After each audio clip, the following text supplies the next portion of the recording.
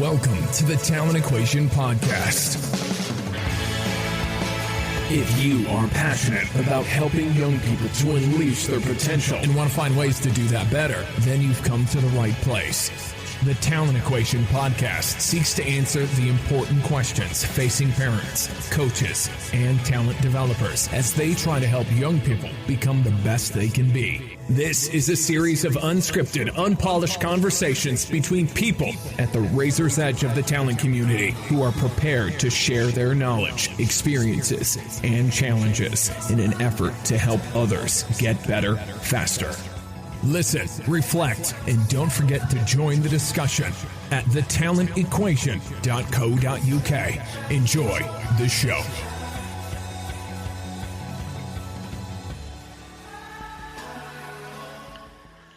Welcome back, everybody. It's been a big summer.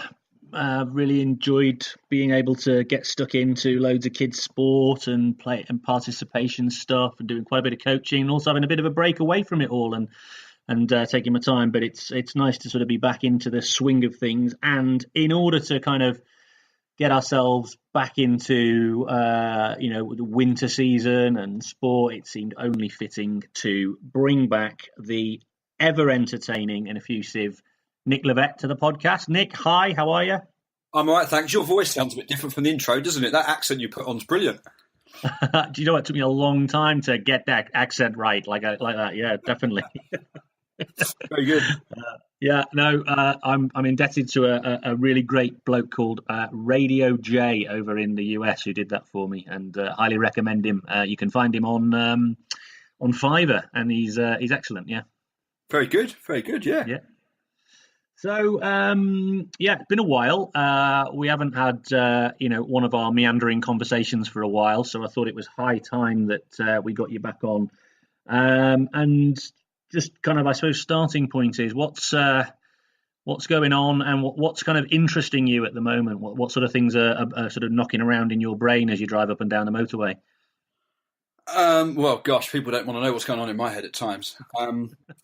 A variety of things, from what's the best talent system to help develop talented athletes, to what's the point of coaching, and why do we do it,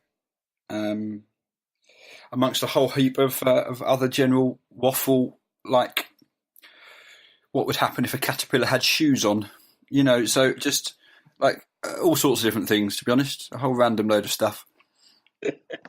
As tempted as I am to start with what would happen if a caterpillar had shoes on, I am going to start with let's just delve into that a little bit more. I definitely also want to pick up around some discussions and thoughts around some of our both of our passions around grassroots activity and stuff like that, because lots of people are right at the coalface of that. But let's just start off. I'm very interested, obviously, given what I do, where this question of what's the point of coaching? I mean, tell me what you've been thinking about there.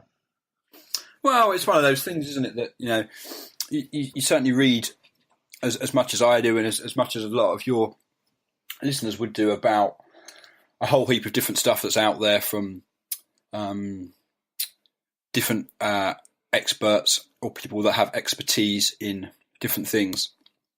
And then you hear a lot of different terms and coaching waffle, like dynamical systems theory and constraints-led learning and affordances, and all of these people talking a entirely different language.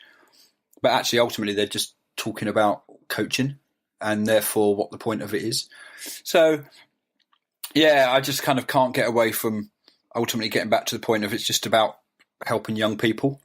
And we use sport to do that. We're quite lucky to use sport to do that, really, I suppose. But I think sometimes we get way too hung up on some of the theoretical aspects and, seeing people verbally jousting with different theories, and kind of let's just go back to what coaching is all about, which is just helping kids get better. So, kind of that myriad of stuff, really. I've been I'm probably guilty as anybody of doing some of that verbal jousting myself, both on social media and also in this forum, and also in debate. And I think the one defence I'd have for some of that verbal jousting, and by the way, I do agree with you that I think some of the terminology doesn't necessarily help. So I have sort of made a concerted effort to just be clearer in terms of the language that I'm using. Interestingly enough, I was doing a coach education course on Sunday with Danny Newcomb, who's been on the podcast previously, and Danny will admit as well that in the past he's got a bit, wrapped up in all the lingo and the jargon, and we both made a concerted effort within this coach education course not to do that, just to sort of keep things much more accessible and simpler. And instead of talking about, constraints and affordances, we just talked about conditions and things like that. So I'm with you on that. But on this point around the kind of verbal jousting, the defence I've got is, or I would have there, and I'd be interested to get your sense on this, is I think there's a community out there, and some of that community who are part of this, who are constantly challenging themselves to find better ways of doing things. And when I say better ways, I'm not just talking about better ways from the perspective of skill acquisition and talent development. I'm talking about better ways in terms of how do we engage and retain young people in sport against a backdrop of increased inactivity. And in so doing, I think there's often a debate that surrounds that conversation. And so for me, I've definitely been kind of dragged into that, because in an effort to convey ideas and different ways of approaching these sorts of things, I've obviously deliberately been quite challenging around whether certain methods are better than other methods, and whether we as a community could make the experience for kids better. So I'm not 100. So I'm with you in the sense that sometimes it becomes a little bit wearing, but I think it's still valuable to have that discussion. Oh, absolutely. I think any coach that reflects on their own delivery and says, right, well, what am I doing that the kids like? What am I doing that the kids don't like? What keeps them here? Why are they here? And what can I do to get a little bit better? I think they're all valid questions to answer. Yeah. And I think the problem I find is that is perhaps that I hear this a lot. People saying it depends and all that sort of stuff. And I'm going to ask you your blog post about it depends, and I'm going to be ask you a question about that. So I mustn't forget that. But one thing is that people are sort of saying that they kind of want more nuance, because the argument becomes quite polarized. And I get that, and I understand that people say, the answer is in the middle. It's not one or the other. It's not black or white. I think where I'm coming from is I'm kind of making a case that we need to move away from certain approaches. We need to start to explore, and I genuinely believe that if you come from a perspective where if you see the world, in a let's call it, I can't think of a better phrase, but in a kind of reductionist way, let's break things down to their isolated parts and then build up from there.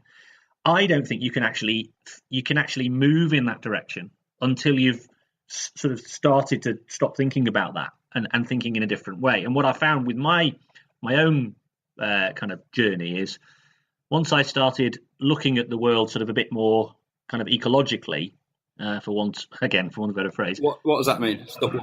All right, so it's about environments. It's about what's around a child, the language of adults, the physical environment, the facilities, things like that, but also the way coaches operate and the way they allow them or not allow them to play. That crazy word, play, instead of train.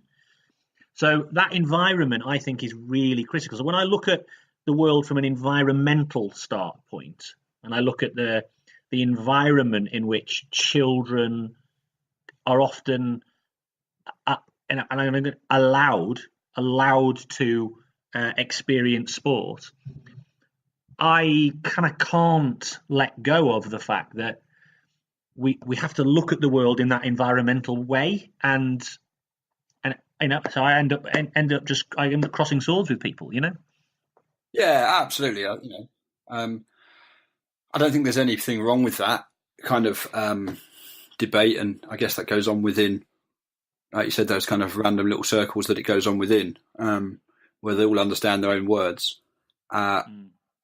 You're like me though, that you want to help the people that are doing it get better at it.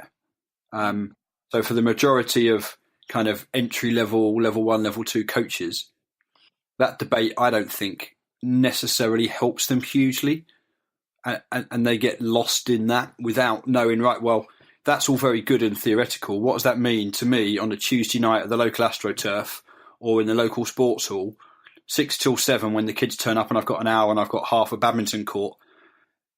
How do I make sure that the kids have a great time, get better, and come back next week? Yeah. And it's still making sure that we don't lose sight of then being able to translate that all the way back down to those kind of levels, really. Yeah, and I'm with you on that, because actually a big part of what I'm trying to do, what I was trying to do with this podcast, and with to a certain extent with what I do with the blog and stuff, is to reach, those people out there who are looking for guidance. They might not have even begun that kind of formal coaching journey at level 1 and level 2 yet. They're just helping out. Yeah, and they're absolutely. thinking to themselves, what do I do with these 30 kids that I've all of a sudden been thrown into the deep end with? Just trying to give them a few ideas and thoughts. And I'm totally with you, by the way. I think those people who are asking for nuanced arguments, they're thinking on a different level. They're in they're immersed in the research of it all and all that sort of stuff, and get kind of lost in it. And I think people who are on the ground working on a Sunday morning or whatever they're looking for simple messages that they can hook onto and start to work with. Yeah, absolutely. And you know what? The better ones that do work in that higher ether type space are able to translate that down to a practitioner level, to the mums and dads that need some help and advice, which goes all the way back to, your kind of blogs on coaching practices and drills, which, as we both know, has made a few people stand up and bite. I was trying to be really polite then, which is unusual for me.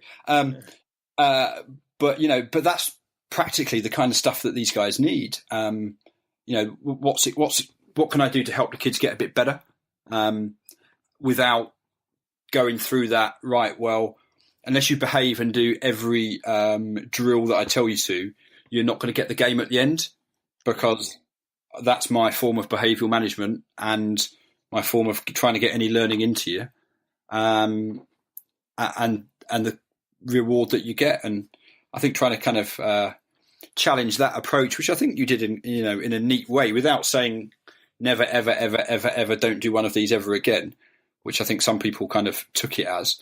What I thought you did was, throw out quite a nice debate that actually kind of challenged that classic, technique to skill to small-sided game approach that a lot of coaches do because that's what they think is the right thing to do. And I'm pretty this whole idea, whether the game is used at the end as a reward or whether the game is used at the end as even if it's just sort of philosophically somebody's thinking, we're going to work on some technique and then we're going to then take that technique to the game. Even if that's their thinking, in my mind, that is not an optimal childhood sports experience. Because for me, the optimal childhood sports experience, bottom line is, if any child if any coach can do this, they can get a group of 30 children and say, what would be the thing that you would like to do the most? And if any of those kids go, I'd like to spend a bit of time, just passing the ball to each other, a good chunk of that and then play a game at the end. If any kids said that to a coach, they would be entirely within their rights to provide that. But I'd be very, very surprised if that's what the kids said. I'd love to learn to cue because it's such a British trait, and therefore standing in one while I come to play a game would really help me for my lifetime in the post office and the bank. Correct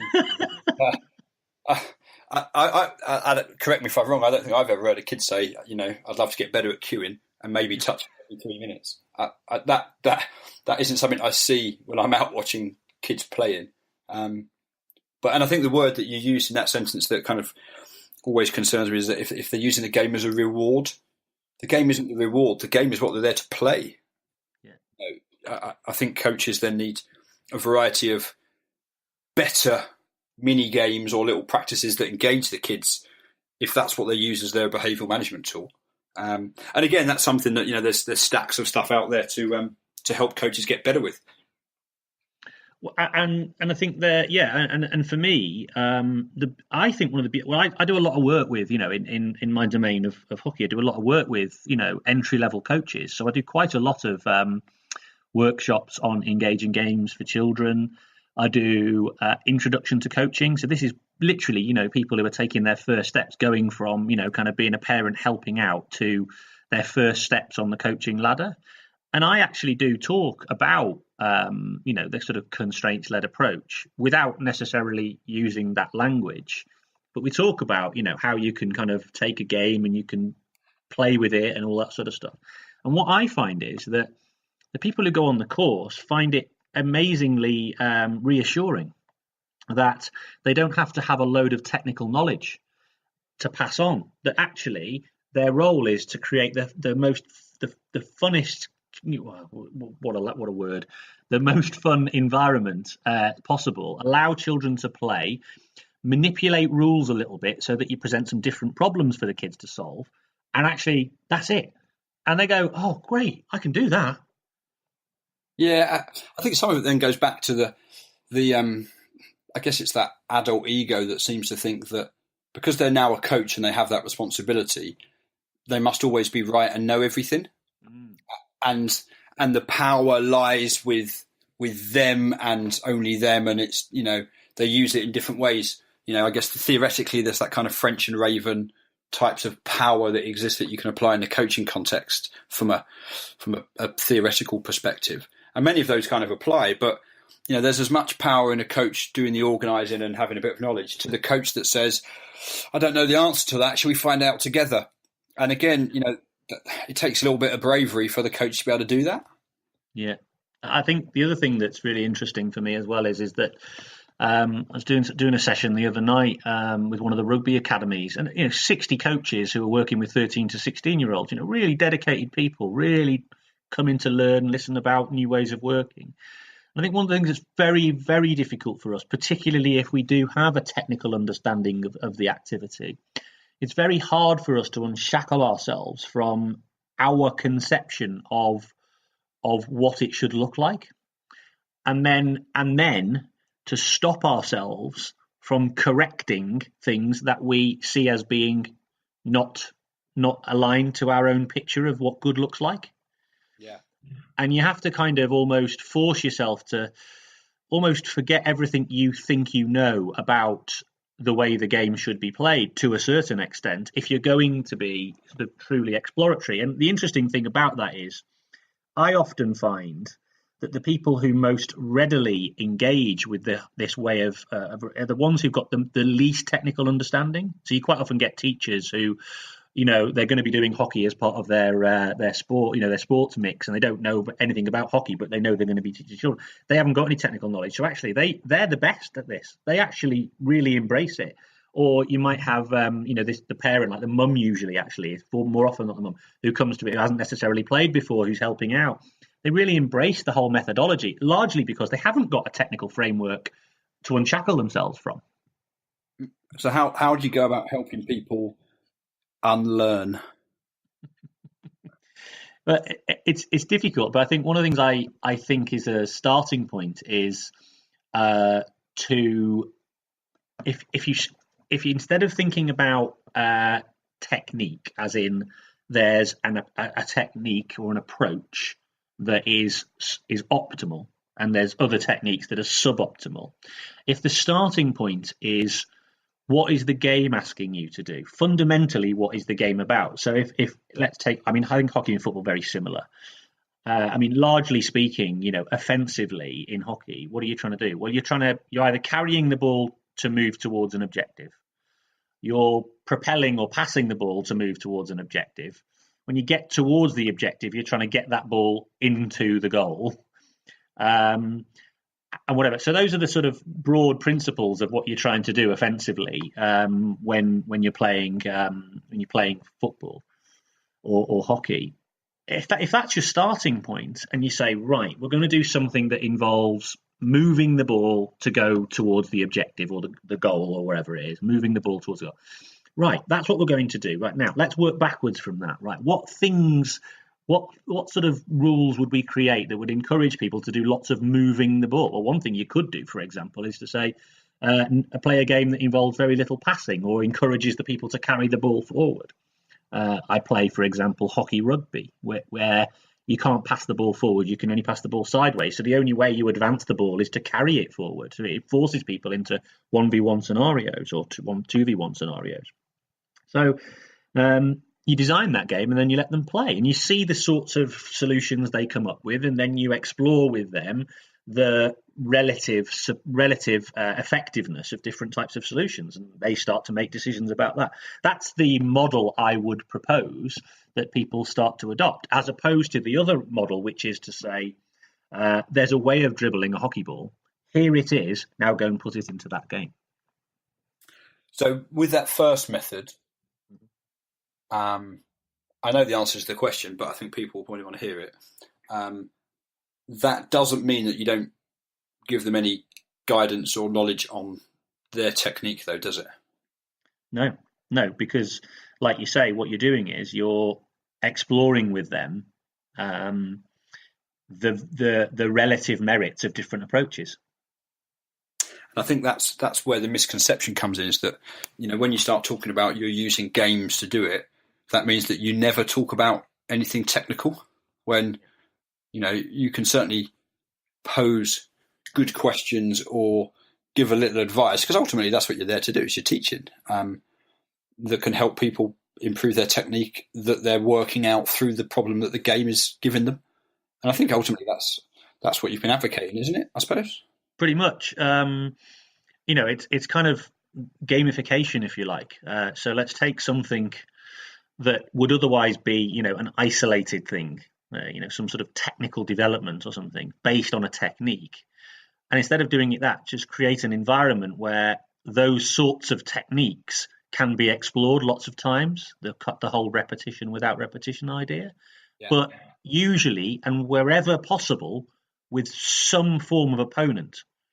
Now that you can stop that opponent from doing certain things if it makes it more effective for the learning process, but without that opponent or someone trying to stop you from doing it, you're losing really valuable learning. I think what people don't recognise is that a lot of that learning will come in that kind of implicit reading of body language and cues and triggers that the opponent gives them. Yeah. I watched a coaching practice the other day, which was for goalkeepers, which again could be used in a variety of different sports, which was sticking a football in this context in one of those like speed machine type things, like a cricket bowling machine type thing. Yeah. You stick a football in there and then you fire it at 450 mile an hour at a goalkeeper, and hope that they stop it. And you look at those kind of practices, which is what you're saying. It's unopposed. There's no opponent, and it's what the goalkeeper's not getting at that stage are the cues and triggers of, well, how is the centre forward or the striker lined up with their body that then shows me the ball is going to go this way, or they're going to shoot this way, or this is how they disguise it. They miss all of those kind of triggers of, their foot's planted, therefore I can expect a shot at this time. They miss all of that kind of stuff without any opponent there. And I think that's some of the subtle bits that you don't get from the unopposed bit that are really, really important. And it increases the level of kind of engagement and fun to have that kind of opponent in there as well. I'm not saying that having a ball fired at me at 500 miles an hour wouldn't necessarily be fun. I don't think it would. But having been up against a kind of a cricket bowling machine in the past, having played quite a bit of cricket, there's a degree of enjoyment to it, but it's not quite the same as somebody else down the other end trying to get me out and me not letting them get me out. And I always think about kind of my childhood when I was sort of growing up playing cricket, practicing cricket. I was always one of these people who tried to make it harder. And I remember I had a little brother who used to get a bit bored, who's a couple of years younger than me, and he couldn't quite bowl that fast enough to be able to get me out. And he used to obviously get bored of me just smashing it everywhere. So I used to make him, I used to try to encourage him to bowl at me by having 5 stumps for him to bowl at. And I'd put pound coins on each of the stumps and say he could have any of the pounds that he knocks over. And then I would bat with a stump and I'd allow him to bowl from 16 yards.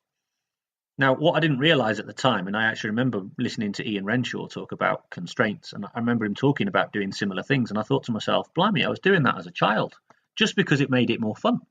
Your brother must be a millionaire now, because I've seen you play cricket. I'm averaging 77 this season, thank you very much. But anyway, having said that, no, but you're right. To be honest, he should be. He should have been a millionaire. And actually, no, it did work out a couple of times. And having said that, I got bowled out by my wife on the beach on last week when we were down in sunny Devon, and she hasn't let me forget it. So yeah, you're probably right. Did you give her the pound? You know what? She doesn't need the pound. She's dining out on it for a week. Everyone we meet. That's probably worth more, actually. To be fair, that isn't it? Yeah, exactly. Yeah. It hit a rock. It definitely hit a rock. Or it was. Do you know what? It was like the Shane Warne ball to Mike Gatting. So, but then that's like real life stuff, isn't it? Is like if you can't deal with that and your technique wasn't quick enough to adjust and adapt to what you face, you get bowled out by your wife. So, it was like a leg break. But going back to what you were saying earlier on about the bowling machine or the ball shooting machine and the visual cues, just to get a bit sciencey. So, I mean, Bruce Abernathy, we're talking probably 10 years ago, did a really big study on that, looking at with tennis, if you take away the visual cue of the service action, even elite level tennis players can't return the ball because they haven't got that extra kind of, might be like 10th of a second reaction time that comes even before the ball is struck. And it's what it sort of discovered is it's learned over time that through obviously receiving a lot of serves, you're building up this sixth sense of where the ball will go. And then there's another example as well in baseball. I'm pretty sure this is in the sports gene. David Epstein's The Sports Gene tells this story about how there's a female softball pitcher, the fast softball pitcher. Yeah. And I think it was Alex Rodriguez, the one of the best home runners. He wouldn't go up against her. Yeah. Because she kept bowling out all these baseball pitches because the ball was arriving in a different way than they're used to seeing, and they couldn't hit it. Yeah, absolutely. There's loads of those studies from table tennis players that world class reaction skills at facing a table tennis serve from 3 feet away that can't hit a tennis ball back from a service because again they don't recognise those cues and triggers. But it's the same from a football perspective. There was a study done using Cristiano Ronaldo that was looking at his visual cues and what he looks at when he's taking on a defender. And his eye patterning movement isn't the same as a novice. So the novice is looking at the ball and their own feet and trying to work out where they are. Whereas his pattern is kind of flicking between where he is and the hips and the knees of the defender. Yeah. And it's taking the cues that the opponent gives him that then drives the decision that he does. And I remember having a conversation with one of the kids when I was coaching at the academy, and we were doing some 1v1 stuff, and I pulled this lad over, and I said to him, "Well, what were you thinking about that shows where you went in terms of beating the defender?" And I can still remember exactly what he said, because it didn't make a lot of sense in my world, but the words he used were exactly his words. And he said, "I'm looking at where the defender is on heavy foot." And I was like, "Well, what do you mean by that?"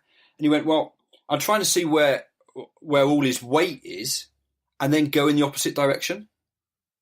So he's picking up the cues that you get from the defender that allows him to make the decision. So he's either going to go, right, well, I want to get into the space there, so therefore I need to put the defender onto the weight on this side to allow me to go the other side, or he's using the cues of the defender. You don't get that from trying to dribble around a cone. Like they're pretty level, and there's not many international defending cone level cones. So, like, it's a really vital part of the learning process that I think we miss. So you can do stuff with cones, but if you use an opponent, you get added value, I suppose. Exactly, and then the technique that you develop is directly in relation to those sorts of cues. So then, for example, from a pattern recognition standpoint, and by all accounts, our brains are designed for pattern recognition. From a pattern recognition standpoint, we then are, I guess, kind of implicitly beginning to develop an understanding that when we see a certain pattern, i.e., a heavy-footed defender, we're able to almost instinctively move in a certain way, and that makes us very, very difficult to deal with. Whereas what I see, and I even saw this at national, we're talking about academy level, 16s, 18s, these are like, elite players. What I see quite a lot of kids who kind of just do a move, and it's kind of a lottery. They're just sort of going, right, I'm going to do this move, and kind of if it works, that's like great, and if it doesn't work, oh dear, and they won't necessarily know why one move worked and one didn't, because the move wasn't instigated by the opponent, it's instigated by them, and it's not even instigated by anything the opponent did. It was just, if I do this move, it usually works, so I'll try it again. Yeah, absolutely. And then by the time you then throw in the mix that, so if you're, Ronaldo when you're playing in the Premier League, one week you're playing against Ashley Cole, one week you're playing against Gary Neville, and they're totally different defenders with totally different assets, that if you've only got one technique that you're very good at, it's not going to get you very far. So being able to read what the opposition do to enable you to then apply something that's going to help you, get the better of them in that 1v1 is crucial. And it's painful at times when I see coaches that's got, millions of cones down. And I live near Gatwick Airport, and sometimes I think the planes are going to go in the opposite direction if they see that amount of cones. And so I get slightly concerned. And it's all the stuff that we could potentially be getting from those practices that the kids can get, that I think we should be able to consider as well as part of those practices.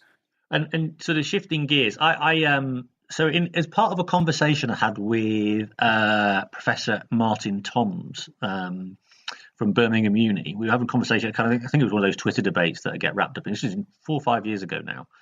And we were sort of having that debate around deliberate practice, which, and there's a lot of discussion around deliberate practice, but this, the idea that, it's not necessarily enjoyable and you need to repeat a movement over and over again and a whole 10,000 hours concept. We know it's not a rule, but this whole idea of repetitive practice that isn't necessarily enjoyable, versus what Jean Coté talks about around deliberate play. And the discussion was that maybe the deliberate play, or even the free play concept, wasn't really good enough, because the danger with deliberate play is that through play, children might learn suboptimal movement patterns. And I think actually the debate was I was in the middle of a debate between, I think it was Dave Collins on the one hand talking about suboptimal movements, and you've got, I think, Martin Toms, who obviously comes from the perspective of, participation and how can we get more people involved. And we arrived at an idea or a phrase. It wasn't me that coined it. I'm pretty sure it was Martin, but I'll take some credit for it, which was maybe what we need is playperation.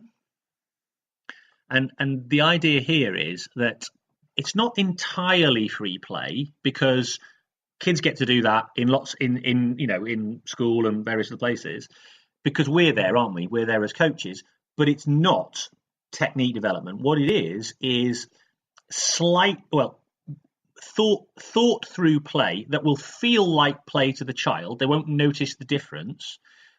But because we're smart about the games we're playing and the rules that we're adding in, we're going to kind of guide them towards the exploration of particular things.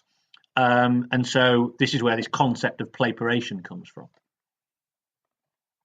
So is that just cleverly structured games that are fun for kids?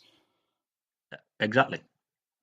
But with a bit of, it's more purposeful than, because I do think genuinely there's a lot of coaches out there buying into the games-based approach who the kids arrive, off you go lads, and we'll just stand and have a chat. And that's not, you come back to your very first question, what's the point of coaching? I mean, don't get me wrong. I actually think if lots of kids just went out there and played a lot, then some of those kids would actually probably develop some pretty good abilities. However, I think the danger is it's too, it's kind of too much of a hostage. You're a hostage to fortune as to whether that happens. And I think we can help more children get more out of their sports experience by being more purposeful in the way we design those games. I'm very much of the view that certainly a lot of the world's best, certainly footballers, I'm not so sure in other players, but certainly a lot of the world's best footballers, they probably didn't get a lot of coaching as kids. The environments that they played in were probably very informal, lots of street football. There's a book called The Beautiful Game by a guy called Tom Watt. Tom Watt used to be Lofty in EastEnders back in the day. Oh, yeah. And he's a journalist now. He's a big Arsenal fan. And he went in and interviewed 40 of the best players from 40 different countries and looked at their entire journey before they became professional. So what did they do up until that stage? And the biggest thing that came through by an absolute mile was lots of informal play against older kids. Yeah. Which is a very different kind of learning environment, one that we often create when we put them all in neat little age brackets of 1 year, because it makes it easier for administrators, and isn't necessarily in the best interests of child development. Yeah. So how are you going to solve that one? Really, really easy. Bear in mind, this has got to go across the whole world of sport as well. Oh, okay, fair enough. Well, it is actually I think it's a relatively easy thing to manage. Do away with formal competition for children under a certain age. Whoa. Yeah, but life's about winning and losing. Life's a competition. You're going to hear all of that. Of course I am. But my view is this. I think there's plenty of time to learn about competition and winning and losing. Why do we have to learn it when we're 6? Well, before we can cognitively process such a concept. Absolutely, yeah. I listened to a brilliant podcast recently, The Way of Champions, John O'Sullivan's podcast. You know, you and I know John well. I had a conversation with him in Oxford not long ago, and he had Dr. Richard Bailey on. Again, he's been on my podcast as well, talking about sort of similar things. But it was like I tweeted it recently. I said it's like it's Dr. Dick B, The Revenge. He went even further and deeper, and he was talking about this in quite, you know, he says kids are not mini adults, kids are not mini adults, kids are not mini adults. He always says it 3 times because he's trying to reinforce this idea that, you know, we seem to think as adults that children will like the sorts of things we like, and for some reason we think that we always have to teach them something about life through sport that we would value. We would value learning about competition. Therefore, children will value that. Well, they're going to get plenty of opportunities to learn about competition and the pros and cons of winning and losing. And in fact, they do it daily anyway. Why do we have to layer additional things on there and create all sorts of it? It's because we like it, not because they do. So the hot topic on the village Facebook group where I live at the moment is about the local park, right? And at the local park, because the kids still go and play out where I live, because we live in the sticks, is about the climbing frame that they've put in. And I saw the thread on the Facebook page this morning, 28 comments about, well, we've just put this in. I don't think it's safe. The gaps between the stepping bits of rope are too big, and what if a child falls? And it's very dangerous, and health and safety. And there's 28 comments all about this. And the first thing I thought was, right, so I'm a bit like you. Like, you can't not get involved, can you? So I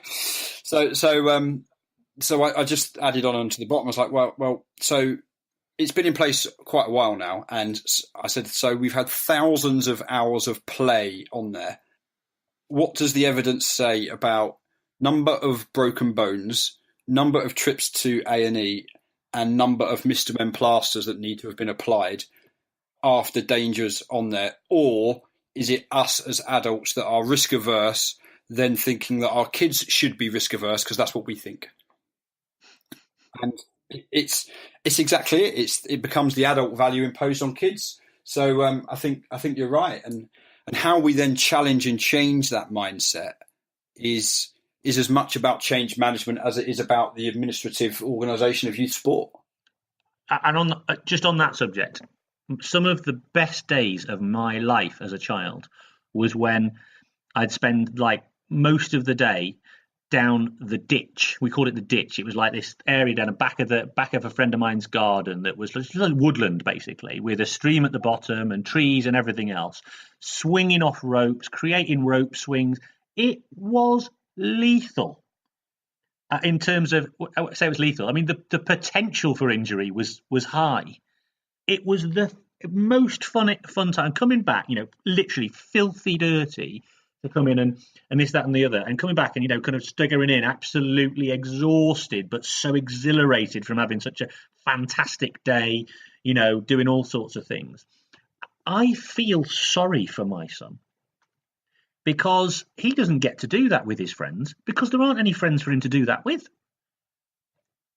Yeah. They're not allowed. And we've got fields out the back they should go romping into. And don't get me wrong, I fight with myself on this one because he's only 9, went to the shop for the first time the other day. It's literally 200 yards down the road on his scooter. And I had to go outside of the house down the road just to make sure he was okay. What the hell's wrong with us all? Yeah. There was a great article, I think it was in the New York Times, about a family that lived in the States somewhere. And the wife, I think, was a lawyer. So very kind of up in the whole kind of litigious world that exists. And they moved to a new neighborhood. And they kind of challenged everything. So they made their entire backyard open. I remember that. And remember it? And they put they built this kind of shed. And on the floor at the bottom of the shed was a trampoline. Yeah. So kids could jump from the roof of the shed onto the trampoline. And, they didn't put reinforced mattresses or high jump pits, around the edge.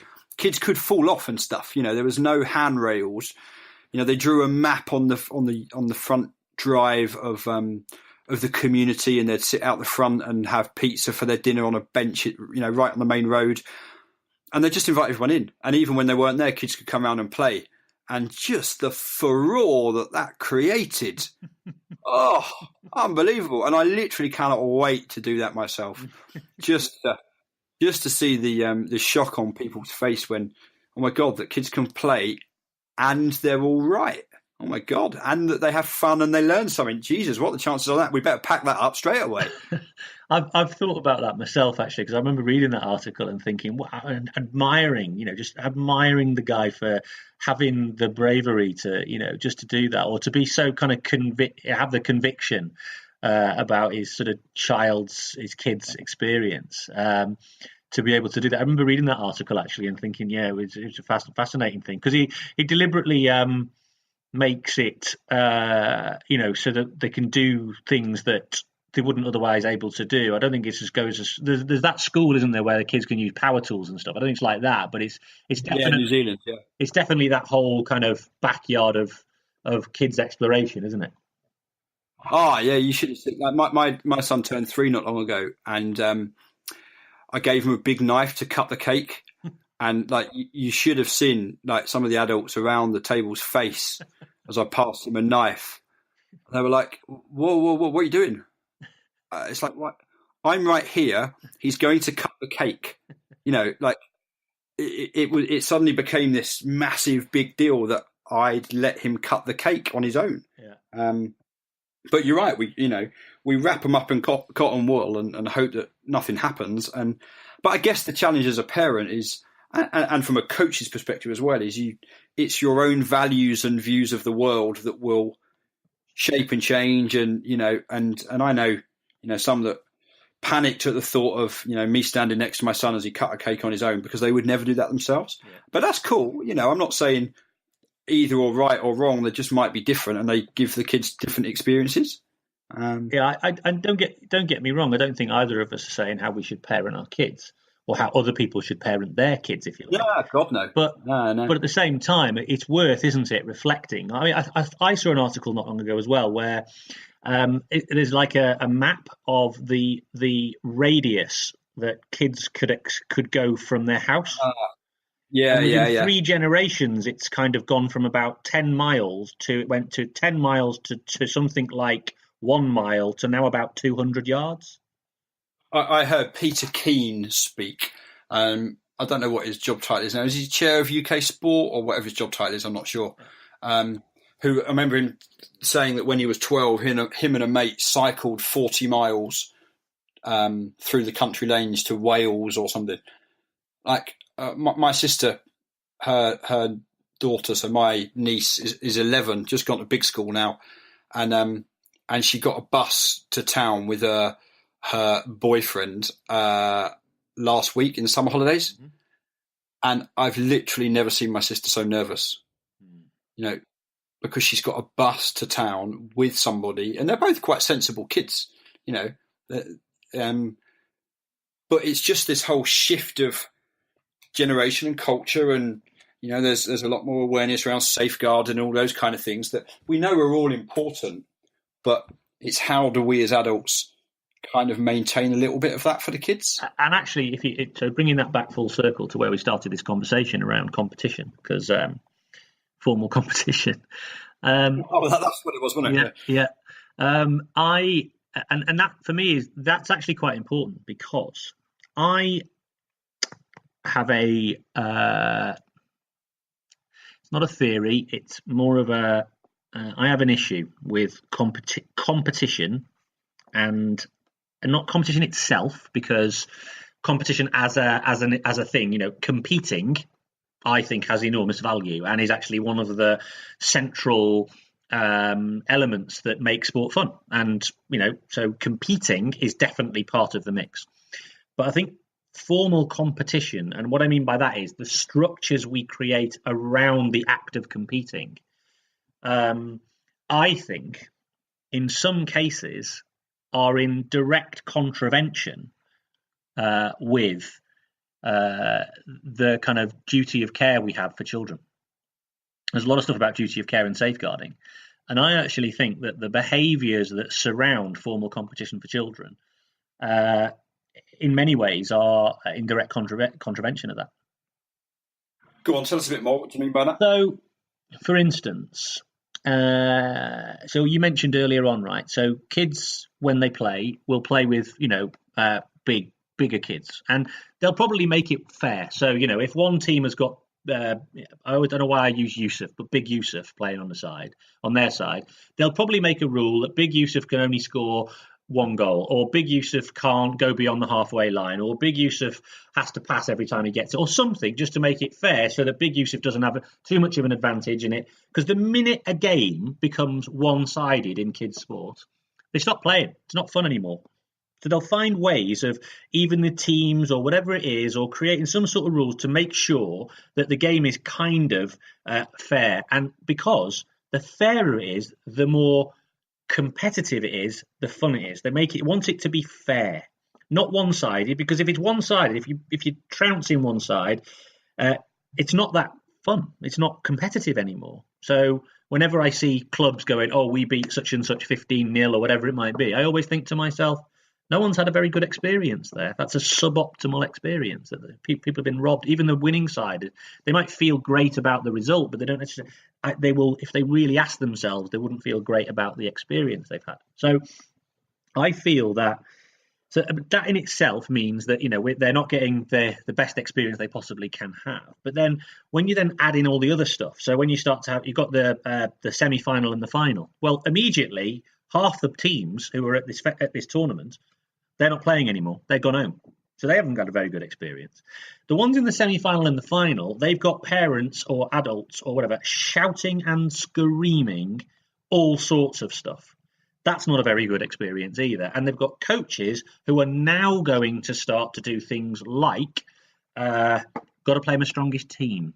Certain players are going to have more pitch time than other players. All these sorts of things begin to happen. And it's driven by formal competition, which, in my view, causes an awful lot of harm. I think it's one of those things that, we have to take the blame for as adults, because we've created it. And I absolutely agree with you that I just smashed my toe on the desk. Ow. You get that wound up about this topic. Oh God, that really hurt. It's competing and trying your hardest to win is absolutely at the heart of why kids play sport. And I did a lot of research going around the country talking to kids, and that was one of the strongest things that came through. And if you watch 2 7-year-olds playing chess or drafts against each other in primary school, they try and win because it's a game. But it's forgotten about 20 minutes later because their lives have moved on. I can remember a youth football match. It was under 13s. One team turned up with 9 players. One team turned up with 14. So what the teams decided to do was they agreed to score for the league table. So the team that had 14 players said, "Look, will you use 2 of our subs so we can play 11v11?" Yeah. And they made it a fair game. Everybody was happy. Kids were happy. The league found out. So what did the league do? They fined the team for playing 2 ineligible players and docked them points. Now, I get why the league have done it, because the league have just followed the rules that were in place. But this is where the rules drive what happens for kids' participation, not exactly what you said, which is, what would the kids do that drives their participation? Because if it was Big Yusuf dominating stuff, they change the teams around to make it fair and even. And if one team does go 4-5-0 up, they change the teams again. We don't, because the adults go, well, if I win 8-0, I can go into work on Monday morning and tell the rest of my colleagues how amazing as a coach I am. Because because their team is a reflection of their own ego. Well, yes. Sometimes, though, I hear this a lot, which is that the kids like it. These super competitive kids who they want to know what the score is and they want to see where they are in the league, and but they weren't born like that, were they? They're all they're doing is replicating or mirroring back what they think adults value. Yeah, absolutely. Yeah, I just don't buy this idea that all of it, these like uber competitive. I mean, if you look at children, generally speaking, when they play, they're way more cooperative than they are competitive. And even in a competitive scenario, they're cooperative. Like I said earlier, and like you said, they'll naturally equalize the teams and things like that. So, I mean, the one thing about it, I wanted to ask you this question is, where do you stand on streaming, as in A team, B team, C team, that kind of thing?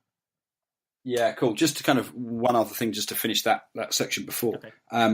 When we spoke to the kids and we gave them options about why they play football and what they loved about it, all this kind of stuff, two of the options were winning the league is important to me, winning trophies and medals are important to me. And I did this with 52 groups of kids across the country, from Devon to Durham, top of the league, bottom of the league, boys, girls, academy, professional, down to grassroots. Not a single kid picked winning trophies and medals is important to me. One kid in Liverpool picked winning the league is important to me. And I said, that's interesting. Why is that? And he said, well, because my dad's the coach. That was literally the only kid in over 50 groups of kids. So again, it's just something that we assume that the kids value because, a 27 pence piece of plastic from Asia is going to be really good for them. When actually that's a bit different. Yeah, and with that kid, winning the league is important to me because it's important to my dad. Yeah, exactly. Yeah, totally what it's about. So streaming. Yeah, streaming's an interesting one, isn't it, really? I guess it's at what age does it become kind of part of the process? I've always based my work when I've coached within grassroots is kids, what would you like to do? And if the kids say, I want to be with my mates and I want everybody to be fair and get all the same amount of game time, and team A is made up and mixed up and team B is made up with mixed up kids because that's what they want to do, great, go with that. Because it's their game, it's not what I think. There comes a time, I think, though, when kids shift a little bit from intrinsic to extrinsic motivation. It's from my kind of research, it tends to be that kind of 11, 12, 13 age group when they go to big school and they're a bit more aware of others and it becomes a bit more hierarchical. They start to compare themselves and things shift a bit then. So personally, I probably wouldn't really do any streaming until that stage where you then started to have some of the better players with the better players. But again, it's one of those that, if you look at John Hattie's research in education, streaming of kids by class and set, upper set, bottom set, all the kind of all the bright sparks in one group, all the thickies in the other one, that doesn't increase educational attainment. So again, do we know from a sports perspective whether if you put all the wooden one-legged kids in one group and all the high-flying athletes in another, does that actually increase athletic attainment? I don't know. I've never seen anything where people have actually tracked that, but we make an assumption it does. But I don't know for sure if it does or it doesn't. But so that's my view. Yeah, I mean, I've wrestled back and forward with it a little bit because there's a part of me that thinks that are we kind of reducing the sports experience for kind of more able players by forcing, and I'm sort of coming at this from a kind of a legislative regulatory approach, because often leagues and structures are governed by these kinds of regulations. So it's like, are we limiting the experience for these able players by, if you like, forcing them to play with players who are either less experienced or less able for whatever reason?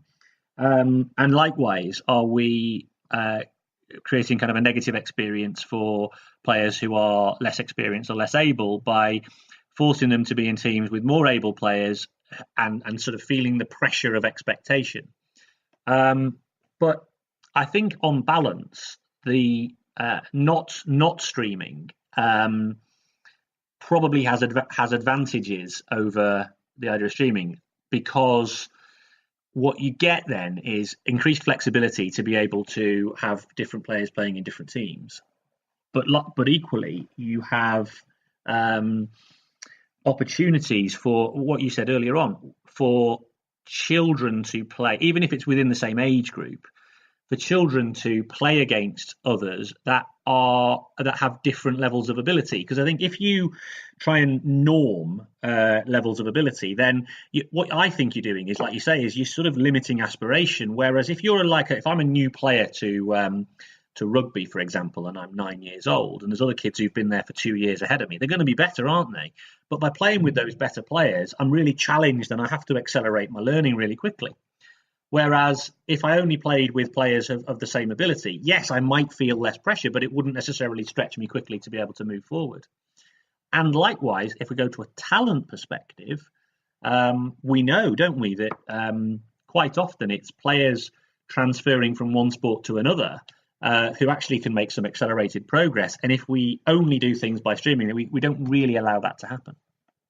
I think we've also got to recognise that, if we're considering this from a grassroots perspective, what are the additional things that kids get? So if you're putting in a kid that's more talented than one of their mates, what additional things is that talented kid getting? So the game might break down from a technical, tactical perspective, but we're also now helping that kid develop empathy, help peer learning, probably a bit of conflict resolution when other people kind of see different things. So there's probably some real social outcomes to that talented kid as well. Not just, they're not getting any better from a technical, tactical perspective. Well, they might not be, but actually they're having to think of different words as they coach their mate to get a bit better. And so they're extending their use of vocabulary and understanding somebody else's perspective. And there's a whole heap of psychosocial stuff that comes out of those environments that is actually good for that kid. And again, it goes back to that question right at the start, which, an hour on we then start to talk about, is what is coaching. Because we can't forget that if you look at in the way that I would suggest it's about helping young people develop, and not just in a technical, tactical perspective. So streaming will give different kids different things, and don't forget that there's those different things that come from it that are going to help all kids. So yeah, age and stage probably makes a difference, but ultimately, I'm with you on that one. Yeah, and again, which goes back to my, my philosophy or thinking around formal competition, because I think the more informal competition is, the more flexibility you have to be able to meet the needs of young people. I think the minute you have increased formality, you naturally bring increased regulation, and the more increased regulation you have, the less flexibility you have to meet the needs of children. So again, it comes back to that. It's a dream. I don't think it's going to happen in any time soon. But I do see some organisations and some sports actually taking steps in this direction, which is really encouraging. Yeah, there's a great league in Suffolk called the Ways League that was set up based around principles of player development, rather than focusing on some of the stuff that traditionally we might not have done. And it's challenged a few people's perspectives and views of what youth sport should be, and I think that's really important. One of my previous roles was looking at the structure of small-sided games and leagues and youth competition across the country for football. And one of the things that we used to have at the time was 7s and 8s didn't play in any leagues at all. Then you could play in a formal league from September to April from under 9s. And one of the things that we did across the country was change that so that you couldn't have leagues through to under 11, but we made it more competitive at under 7s and under 8s, so they could play for a little cup or trophy 2 or 3 times a year.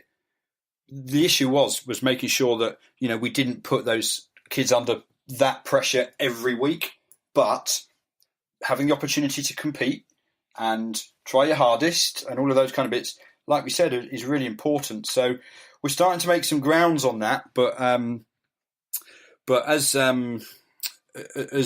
where they've tried this in other countries as well, you still get the similar kind of backlash. And I did some work with a guy at the AFL in Aussie Rules Football in Australia, and they were doing a very similar thing, kind of following the route that we'd gone with, a different form of competition for kids. And reading all the comments in the Sydney Herald comments section about him, and I was just kind of chuckling to myself because we had exactly the same kind of stuff that, Nick Levett must be non-competitive. It's all he wants. And my mate read them and went, Jesus, you're the most competitive person around. I'm like, yeah, they clearly don't know me. And we had Parent Sports Day the other day. I was stretching. I took my own spikes. I was good to go. And it was one of those. But we can't lose sight of the fact that this is youth sport for kids, and it's not about the adults. And trying to make sure we put in place the best structures to help them have fun, develop, and come back next week. Ultimately, that's what it's all about for me. Yeah. And I think it's a nice way to wrap up our hour and 6 minute discussion, in the sense that I think what we both agree on, and this is where we come back to this point around. I think so from a coaching methodology perspective, what's the methodology that's going to provide the best experience for children, as well as enable them to explore their potential. I'm obviously very passionate about a particular methodology, and I'll probably continue to bang that drum. But likewise, when we talk about environment, what can we do as either sports administrators or coaches and or parents to try and create the best possible environment for children to participate as well? And I think the point being here is that the more adults who kind of passionately get behind the idea of the best possible experience for children, and challenge their own biases and ways of thinking, I think hopefully we get more kids participating and less kids sitting in front of screens. I think we talk about kids wanting to be brave and try new things. I think us as adults, we've got to do the same thing. We've got to try different types of competition. Rather than just have a proper league, why don't you do a Champions League that's in 8 groups of 4 that's going to capture the attention of kids, because time it to when the Champions League starts. And, ultimately we have to be brave and try new things as well. So some of that kind of trial and error is important, I think, as well. And, as much as we ask the players to do that, I think sometimes as people that organise youth sport and coach, we have to try and do that as well. Right. Well, yeah. On that sort of concluding point, I couldn't agree with you more. I do hope that that people listen and it kind of goes far and wide. I know you've been. I mean, the level of commitment. I mean, you did your 10,000 hours on motorways trying to bring about this change within the sport that you work in. So without kind of intrepid people such as yourself prepared to kind of challenge, and get hostile responses from all sorts of places, I think we're never going to change the dial. It's very easy to throw your hands up and say it's never going to change it. So, totally hats off to you for the work that you do and for being prepared to chat to me about it in more detail. No worries at all. It's a pleasure as always. And the highlight of the entire conversation really for me has been, whilst we've been doing it, I've been trying different places to balance a magnet on top of my cat without him moving off the seat. So the further down his back I go, the less successful I am, because he seems to move then. So it's been as pleasurable as ever. My cat's really enjoyed it. So we've got magnets on cats and shoes on caterpillars. Boom. Well, whoever said we were going to be straightforward when we have conversations, mate? Nick, thanks for your time, and speak to you again soon. No worries. Cheers, pal. See you soon.